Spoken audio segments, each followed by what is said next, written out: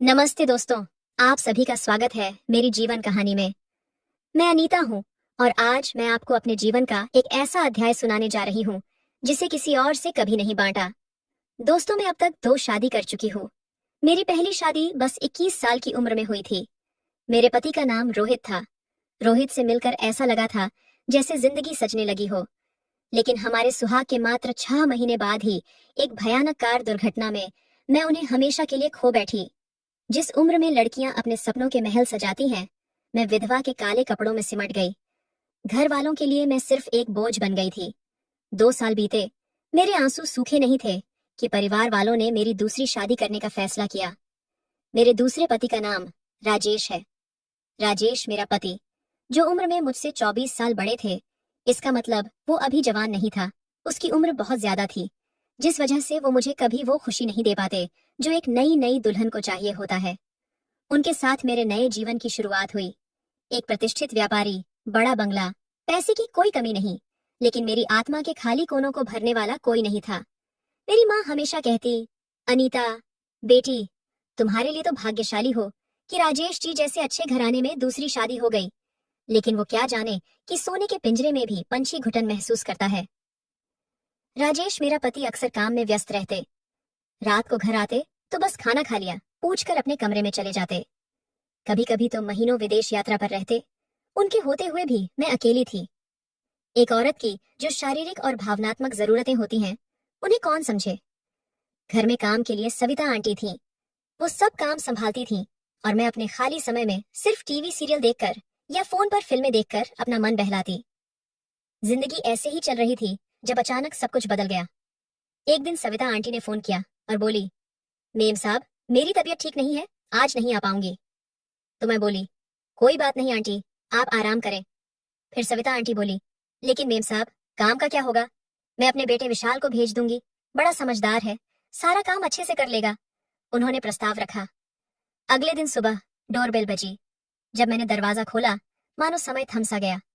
मेरे सामने खड़ा था एक युवक, लंबा, गठीला और आकर्षक चेहरा लिए।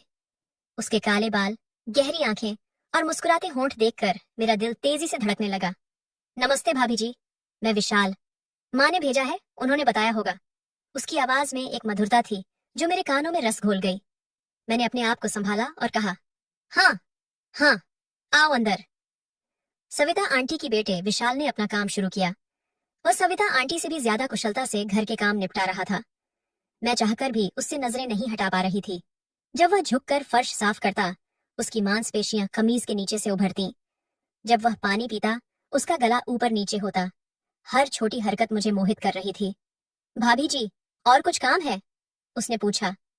नहीं, मैंने हकलाते हुए कहा और फिर अपने आप को संभालते हुए बोली, तुम्हें पता है विशाल, तुम्हारी माँ तो कभी इतनी जल्दी काम खत्म नहीं करती थी। विशाल मुस्कुराया। मैंने खूब मेहनत की है भाभी जी। माँ ने सिखाया है कि अपने मालिक को हमेशा खुश रखो। उसके शब्दों ने मेरे मन में कुछ उत्तेजक विचार जगा दिए, लेकिन मैंने अपने आप को रोका। धीरे धीरे विशाल रोज आने लगा। सविता आंटी की तबीयत में सुधार नहीं हो रहा था। मेरे लिए ये आशीर्वाद था। मैं सुबह जल्दी उठने लगी, अपने बाल संवारने लगी, थोड़ा मेकअप करने लगी, सिर्फ विशाल के आने से पहले तैयार होने के लिए। मैंने अपने कपड़ों पर भी ध्यान देना शुरू किया। कभी गहरी गर्दन वाला सूट, कभी पीठ खुली हुई कुर्ती। मेरी नजरें हमेशा उसकी प्रतिक्रिया देखने के लिए तरसतीं, लेकिन विशाल जैसे किसी देवदूत की तरह हमेशा सम्मान से पेश आता। एक दिन मेरे पति ने बताया, अनीता, मुझे 2 हफ्ते के लिए सिंगापुर जाना है।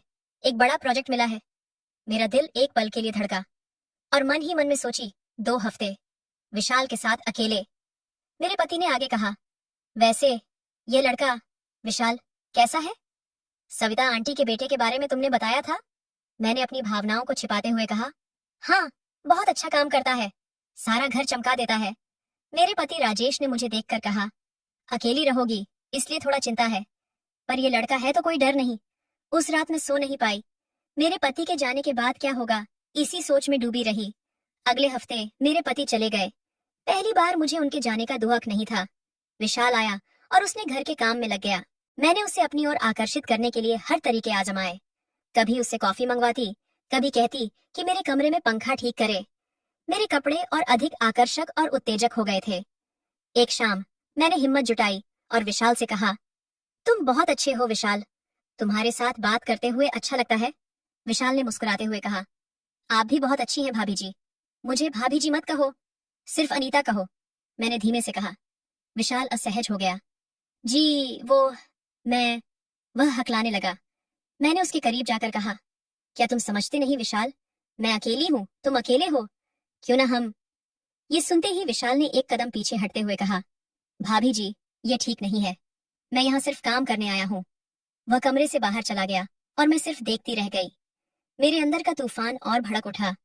मैंने इतनी हिम्मत जुटाकर अपने दिल की बात कही थी और उसने मुझे ठुकरा दिया। फिर भी मैंने हार नहीं मानी। अगले दिन से मैंने अपनी कोशिशें और बढ़ा दी। मैं जानती थी कि विशाल भी मुझसे आकर्षित है, बस उसे अपने भावनाओं को स्वीकार करने की हिम्मत नहीं है। हर दिन, हर पल मेरा दिल सिर्फ विशाल के लिए धड़कता। मैं उसकी हर हरकत पर नजर रखती, उसके चेहरे पर आती हर भावना को पढ़ने की कोशिश करती। मेरी चाहत थी कि वह स्वेच्छा से मेरे पास आए, मुझे अपनाए। मैंने अपनी सारी शर्म त्याग दी थी और अब मैं एक ऐसे मोड़ पर थी जहां पीछे मुड़ने की कोई राह नहीं थी। विशाल मेरे लिए सिर्फ एक शारीरिक आकर्षण नहीं था, वह मेरे अकेलेपन का साथी था, मेरी आत्मा का पूरक था। लेकिन विशाल हर बार मेरे प्रयासों को नजरअंदाज करता। वह मुझसे दूरी बनाने लगा था। जब भी मैं उसके करीब जाती, वह कोई न कोई बहाना बनाकर वहां से चला जाता। एक दिन मैंने अंतिम प्रयास किया। मैंने उसे अपने बेडरूम में बुलाया, फिर धीरे से कहा, विशाल, मैं बहुत तन्हा हूँ। मेरा पति मुझसे प्यार नहीं करता।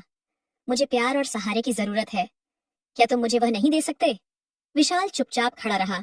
उसकी आंखों में एक अजीब सा संघर्ष दिखाई दे रहा था। मेरी सांसें तेज हो गईं। क्या इस बार वह हाँ कहेगा? लेकिन विशाल ने सिर्फ इतना कहा, भाभी जी, मैं आपका सम्मान करता हूँ, लेकिन यह सही नहीं है।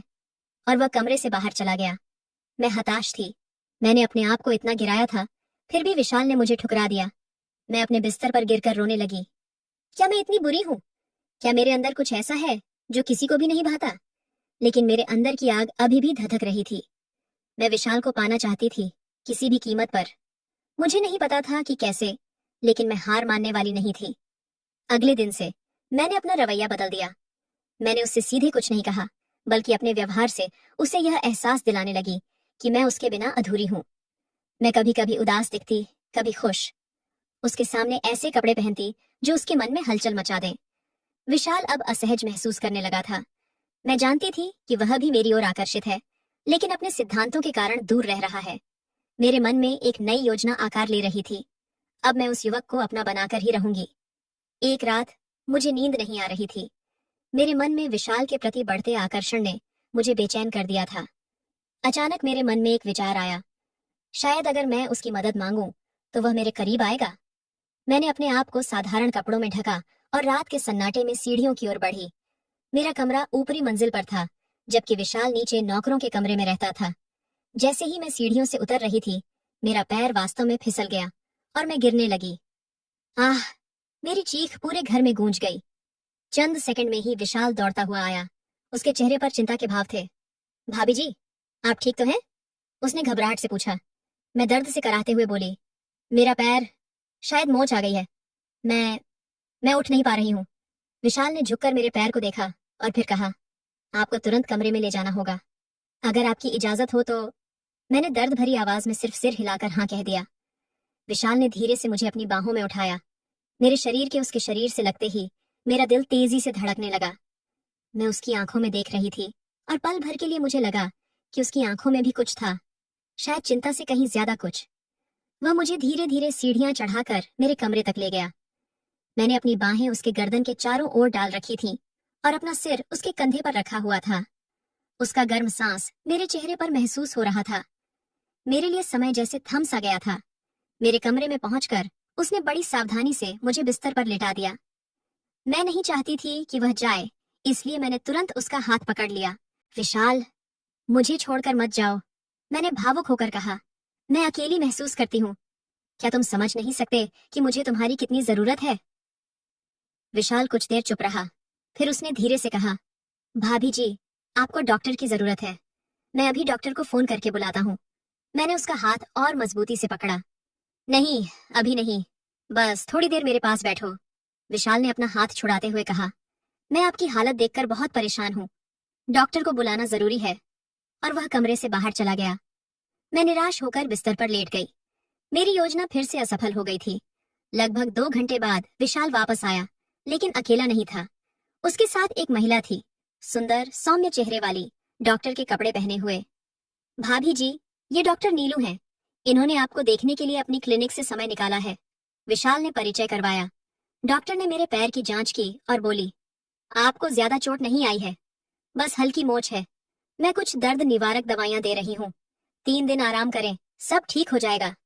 जब डॉक्टर जाने लगी, मैंने विशाल से पूछा, ये डॉक्टर कौन है? तुम इन्हें कहाँ से जानते हो? विशाल कुछ झिझकते हुए बोला, वो वो मेरी पत्नी है भाभी जी। सावंत मेडिकल क्लिनिक चलाती है।